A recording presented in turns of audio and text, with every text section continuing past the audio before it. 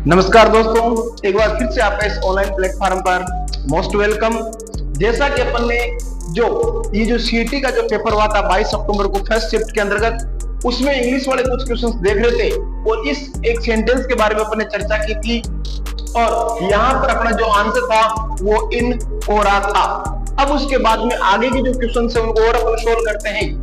अगला नेक्स्ट है कि were there many people blame the concert on Friday, इसके हिसाब से कौन सा फ्रैक्शन सही हो रहा है? जी हाँ, इसके लिए हो जाएगा 8, क्योंकि ये एक फिक्स पॉइंट को इंडिकेट कर रहा है। तो देखो, पहले और दूसरे जो सेंटेंस है ये दोनों के अंतर्गत आपको लगता है कि शायद इसमें 8 आ सकता है, इसमें 8 आ सकता है, मतलब उलझाने वाले क्वेश्चन है। लेकिन आपको ये ध्यान रखना कि इन और 8 के अंतर्गत क्या फर्क है।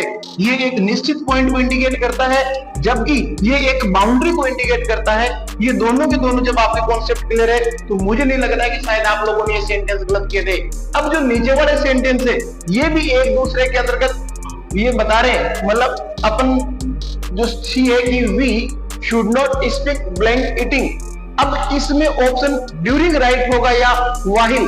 देखो, आप जब इसको केवल और केवल ट्रांसलेट के बेस पे करोगे तब आप लोग ये भी सही कर सकते हो, ये भी कर सकते हो, लेकिन अपन को ये गलती नहीं करना है। नीचे वाला देखो, we did not speak blank the meal, कुछ वर्डिंग की फर्क है और ये वर्डिंग अपन को ले जाएगा राइट आंसर तक। तो पहले में अपन करेंगे वाहिल।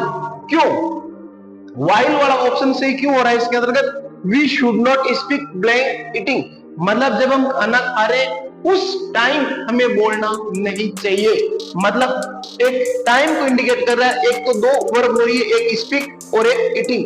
दोनों वर्ब का जो टाइमिंग है वो सेम बता रहा है और वाइल यही काम करता है जब दो एक्शन एक साथ हो रहे होते हो उनके अंतर्गत कॉन्ट्राडिक्ट बताना होता है, तो वाइल का यूज होता है। तो यहाँ पर खाना और बोलना दोनों का टाइम एक नहीं रखने की बात बताई जा रही है। दूसरा है we did not speak blank the meal, हमने खाना खाने के दौरान बात नहीं की थी, यानी ये पास्ट टेंस का सेंटेंस है और जिसमें ड्यूरिंग आ रहा है, तो ये वाला ऑप्शन तो अपन यूं कह सकते हैं अपन का वो ऑप्शन सही था जिसमें आ रहा था कि ए के अंतर्गत थर्ड ऑप्शन और बी के अंतर्गत फर्स्ट ऑप्शन और सी के अंतर्गत फोर्थ ऑप्शन और डी वाला है उसके अंतर्गत सेकंड ऑप्शन। जिस ऑप्शन के अंतर्गत इस प्रकार से जो आंसर आ रहे हैं वो आपका सही है। और ये देखो, आजकल जो एग्जामों के अंतर्गत है वो ज्यादातर जो क्वेश्चन है वो इसी प्रकार से मैच करने वालों में से आ रहे हैं। आपको चार जब प्रीपोजिशन का नॉलेज होगा तो ही आप ये नंबर ज्यादा से ज्यादा ला सकते हैं और आगे के जो क्वेश्चंस है वो आपको मिलते रहेंगे। आप इस चैनल पर लगातार जुड़िए। जय हिंद, जय भारत।